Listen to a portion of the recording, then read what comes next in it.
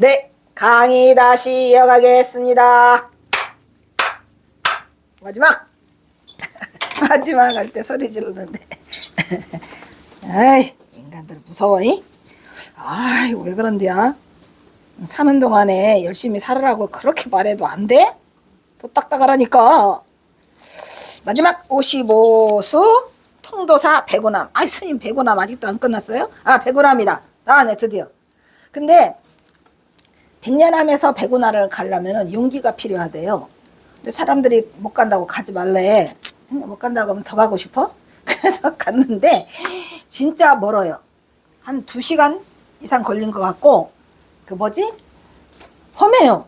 그러니까 백운하면 절대로 혼자 가면 안 된다는 거 아시겠죠? 혼자 가지 말아요. 산에서 길을 잃을 수도 있고 너무 멀어. 두려웠어. 나는 선천순례에 내가 75군데 다니면서 가장 힘들어서 뻗은 게 이 백운암 갈 때예요. 뻗었어요. 근데 이거 인간들이 나놓고 다 올라가. 소장님 우리부터 가요 그러고 다 올라갔는데 나중에 누구지 보문공인가가 끌고 갔거든. 근데 웃기는 게 뭐냐면 가더니 가서 올라가 보니까 내가 백운암을 딱 올라섰더니 백운암에 그 이 시처럼 구름이 이렇게 있는데 그네 같은 게 있는데 거기에 그 도인 하나가 딱 앉아 있어요. 이거 진짜 내가 본 거야. 도인이 도성국사처럼 생긴 이 도인이 쫙 앉아 있어요. 구름 속에 여기 그 걸려 있어. 아이고 도사님 도인 여기 도인 하나 또 나타나겠네. 또 저절로 인사가 했어요. 놀라움이었죠. 그리고 났는데 나중에 이제 기념사진을 찍으려고 하니까 이제 점점 흐려지더라고. 갔더니 이것들이 다 그때 몇십 명 올라갔거든요. 몇십 명 갔는데 다 어디를 갔는지 없어. 이것들이 안 와? 나 놓고 다 가더니.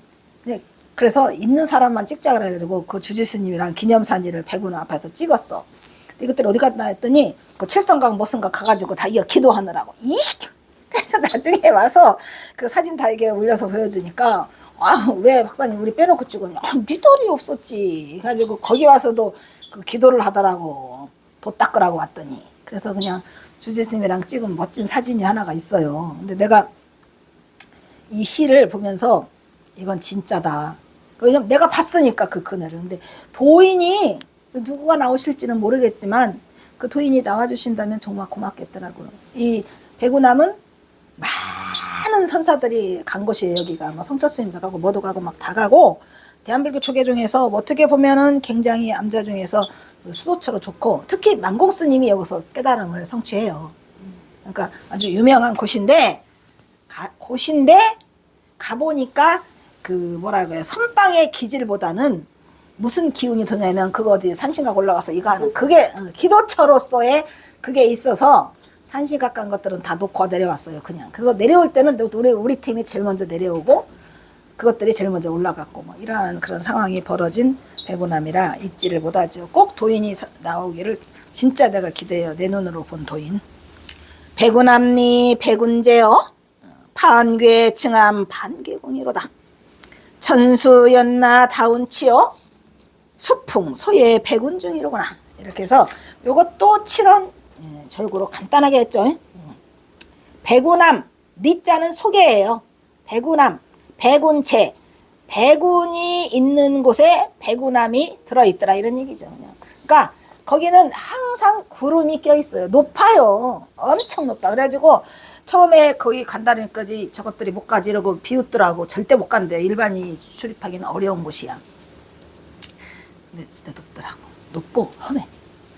어쨌든 거기는 항상 백운이 끼어 있다는 말이 맞고 내가 갔을 때도 백운 속에 그 도인이 앉아 있었어요. 백운암리 백운제여 판괴 층암 반개공이다. 이거면은 반은 걸어져 있어. 층암 속에 바위 위에 반이 걸려져 있고 반은 허공에 걸려져 있어요. 이게 그러니까 무슨 말이냐면 백운암 자체가 그렇다는 거야. 백운암이 덜렁덜렁 바위 위에 걸쳐 있는 것 같고 반은 그 구름 속에 있는 것 같더라 이런 얘기죠. 굉장히 좀 신비로웠어요. 백운암은 좀 뭐 가볼 수 있다면은 살아생전에 가볼 수 있다면 혼자는 가지 말라는 거지. 맘먹고 가야 된다는 거죠. 그래서 반은 층암에 걸려 있고 반은 허공에 걸려 있더라 백운암이. 그러니까 이런 식이지 뭐 이렇게 그 바위가 막 이렇게 막 있어요. 여기에 백운함이 걸려 있는 거야. 이렇게. 응? 걸려 있는데 층안 같고 반은 이게 허공에 걸려 떠 있어. 근데 거기에 도인이 이렇게 있더라고. 그래서 경선사도 아마 그거를 보시지 않았냐라는 생각이 들었고요. 천수연나 다운치요. 1000개의 숲을. 1000개 숲이니까 경선사가 적으면 1000개, 많으면 10,000개를 했으니까 많이 숲이가 많이 우거져 있다 이런 얘기죠. 중요한 건 연나지 뭐 연나. 경선사가 좋아하는 그 시의 소재 중에 항상 들어가 연가. 안개연, 그 다음에 그 안개연자하고 라자, 칡넝쿨 라자 엄청 좋아해요. 경선사가 칡넝쿨 라자. 근데 나도 이 칡넝쿨을 무지 막지하게 좋아하거든요. 근데 왜 그런지는 몰라요. 멀리서 칡넝쿨 이렇게 담쟁이 있는 집을 지나가면 그냥 못 가요. 가서 기도라도 좀 해주고 만져보기라도 하고 그러는데 뭐 심지어는 지금 내가 살고 있는 집 있죠. 그 집도 사실은 담쟁이 때문에 샀어. 그 사진 내가 마지막 담쟁이 그 부실 때 찍어놨는데 그냥 담쟁이로 다 뒤덮여 있는데 딸마다 꿈에 나타나. 저게 꿈에 나타나서 산 거거든요. 그런데 그냥 이 담쟁이 때문에 가슴이 설레고 왜 이게 담쟁이. 그런데 또 그 어디야 비안도를 가잖아요. 그냥 비안도가 처음부터 끝까지 담쟁인데 그냥 경선사 무지하게 좋아했을 것 같아. 어쨌든 우리 경선사는 그렇죠. 여기 운치가 좋다고 나오잖아. 바로 나오네 운치라고. 그래서 운치가 담쟁이 덩쿨만큼 좋은 운치가 없어요. 그래서 제가 우리 집 이거 새로 이제 부시고 졌잖아요. 온 동네를 비 오는 날 이렇게 그 비닐을 하나 들고 또 이거 차 받아야 되거든. 네. 여보세요?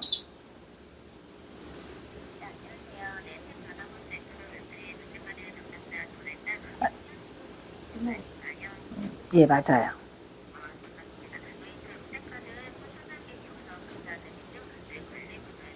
될 것 같아. 자, 그래서 이 백운함에 가면 이런 운치를 맛볼 수 있는 곳이고 그 암자는 크지 않아요. 근데 엄청 갈 때 멀으니까 혼자는 절대 가시지 말라는 거 아시겠죠? 네, 그래서 천수연나, 이 연나라고 하는 게 경어선사의 정서가 맞닿아 있는 특히 이 라자 그 칡넝쿨을 무지하게 좋아하고 또 연화고지르라고 해가지고 안개연, 노을하도 무지하게 좋아하는 경어선사의 시의 소재가 되고 정서가 거기에 맞닿아 있다는 거 하면서 숲에 여는 칡넝쿨 속에 뭐래요? 다 운치 나오잖아. 운치가 많이 든다는 얘기 아까 말했잖아. 근데 그 우리가 일반 이렇게 그 자연계에서 그 운치를 주는 그 식물이 어떻게 보면 이게 단연 으뜸이죠. 뭐 그죠? 칡넝쿨 진짜 멋있어요. 근데 나는 특히 이렇게 뭐죠? 그거에 새로 나온 막 싹 저거 하는 거 막 그런 것들 보면 왜 미친 여자처럼 제가 미친 년처럼 뛰어요. 우리 애들이 가다가 어머니 어디 가요? 그러면 하면서 막 뛰어가가지고 만지고 막 이러는데 그 아름다움 속에 이게 하나죠. 그렇게 해서 경어선사도 아마 이 운치를 무지하게 좋아했나봐. 산에 가면 이게 많거든. 그 다음에 수풍소의 백운중이로다 이런 말이죠. 수풍 바람에 끌려가는 거예요. 바람을 따라서 끌예자가 거기 있죠. 그리고 이제는 이 소자는 이게 원래는 긁을소라고 하는데 긁을소라는 말도 있지만 우리가 왜 격화소양이라고 해가지고 자다가 발바닥 그 등허리 발바닥 긁는다고 하잖아요. 그 구두를 사이에 두고 발바닥을 그러니까 막 말 그대로 자다가 나무다리 긁는다는 건데 여기서의 이 소자는 뜻이 여러 가지 1번 긁다, 2번 소란하다, 3번 떠들다, 4번 마음이 움직이다, 굳게 지키다, 붙잡다 뭐 이런 그 5가지의 그 저희가 있는데 그냥 뭐 예자가 있으니까 끌려간다는 뜻도 되고 마음이 움직인다는 얘도 듣고 그러니까 칡넝쿨 속에서 운치가 흐르니까 바람에 끌려가듯이 백운 가운데에 움직이고 있다. 그래서 그네라도 타는 듯이라고 하는 것은 이거를 왜 이렇게 움직이니까 아마 그렇게 쓰신 것 같아요. 흔들흔들 한다 뭐 이런 뜻이야. 그러니까 이 백운함이 반은 층암에 걸려 있고 바위에다 띨릉 거 있어요. 띨릉 있는데 그게 바람이 불면은 구름이 이렇게 있으니까 그게 바람결에 움직이는 것 같다라는 것을 경선사가 이렇게 쉽게 시를 쓰고 계시니까 이 시도 경선사의 그 슬픈 감정이 들어있지 않아서 나름으로 아주 좋은 시라고 생각을 하거든요. 그래서 그러면서 이제 여기를 통도사 백운함이 뭐를 일러주냐면은 그 만공스님이 정말 다행스럽게 만공스님이 1902년에 그 하한거를 마치고 여기를 가시거든요. 신기해요. 다들 경선사가 미리 가서 이거 털을 닦아놔서 그런지 거기서 만공스님이 새벽 종소리 듣고 문정선 번뇌단 하다가 겨워서 그 만공스님 깨쳐요. 그러니까 견성을 우리가 하잖아요. 뭐 초견성, 재견성이라고 하는데 처음에 견성했다고 소리는 그 어디 토구람, 마곡사 토구람에서 막 견성했다고 난리가 났잖아요. 그래가지고 이제 그 만공스님이 경허스님이 갔는데 뭐로 퇴짜를 맞아? 유한석인 제하로로 퇴짜를 맞잖아요. 그러니까 등토씨와 그 저기 부채와 등토씨를 그 등토씨를 부채라고 해야 오르냐, 부채를 등토씨라고 해야 오르냐라고 하니까 부채를 등토씨라고 해도 옳고, 응? 등토씨를 부채라고 해도 옳다 그랬어요. 거기서 허물이 뭐죠? 허물. 그러니까 옳다라고 하면 뭘로 대답해야 돼? 그거가 하니까 이 바보야. 그러니까 이 경허선사가 물은 핵심을 잡지 못했어요. 만공스님. 그러니까 중도를 안다 모른다. 모른다. 가장 중요한 걸 지금 어떻게 보면 미주알 우리 해암스님 나를 잡아 죽이려고 할 텐데 까발려 버렸잖아요. 어쩌다가 한 번 해주니까 듣던지 말던지. 그래서 거기에 걸려가지고 옳다고는 반대를 말해야지 바보야. 근데 그거를 정확하게 말한 사람이 해월스님이잖아요. 그거 말고 또 하니까 이렇게 내밀잖아. 대단하죠. 그래서 어찌됐건 이 경호선사가 그걸 가르쳐주지는 않았어요. 그리고 너는 틀렸다. 그거 맘벗기 일기야 차지 말고 묻자와도 들어라 라고 떠나면서 그 만공스님이 마음이 흔들려가지고 이제 거기로 오잖아요. 백운함으로. 아니 저기 아니라 그 부석사로 오게 되는데 결국은 부석사에 계셔 공부를 하시다가 오성월 스님이 부르니까 자기도 따라가는 거예요. 경원 스님이 놓치면 큰일 나게 생겼어. 스승의 맛을 알면 스승을 못해. 왜냐면 스승이 있음으로써 빨라. 그러니까 나는 이제 경원 스님 매달렸다 해가지고 딸려들어와가지고 이 범어사로 이사를 오시면서 거기서 3년간 계속 계세요. 안 가요. 그러다가 1902년에 이제 그 경원 스님이 하한가가 끝났어. 경원 스님 떠나고 난 뒤에 만공은 어디로 가냐면 지금 저기로 와요. 백운함으로 와서 끝장을 봐. 그러니까 대단한 거죠. 그래서 경호사가 미리 털을 닦아놓지 않았을까. 그러니까 끝장 본 다음에 깨닫잖아요. 그러면 깨달으면 우리는 어떻게 되죠? 세져요. 그래가지고 바로 만공스님이 이건 진짜구나라는 걸 알고 천장함으로 오셔가지고 1902년, 3년, 4년 만공스님이 경호스님이 오실 때까지 청소를 해. 기다리고 있어. 반드시 여기로 오실 거다. 확신이죠. 진짜 오셔가지고 1904년 2월 11일 날 천장함에서 전복해 써주시고 그날 바로 떠났어요. 새벽에 그냥 떠나시고 그 이후로는 만나지 못하죠. 그러니까 그나마라도 만공스님을 하나 건져놓고 가서 아주 다행스러운 게 이 백운함이에요. 그러니까 백운함은 경허선사나 만공스님한테 굉장히 의미 있는, 우리한테도 의미 있는 곳이에요. 근데 안타깝게 가보니까 기도처로 변해가고 있는 것. 여기까지 하겠습니다. 안타깝지.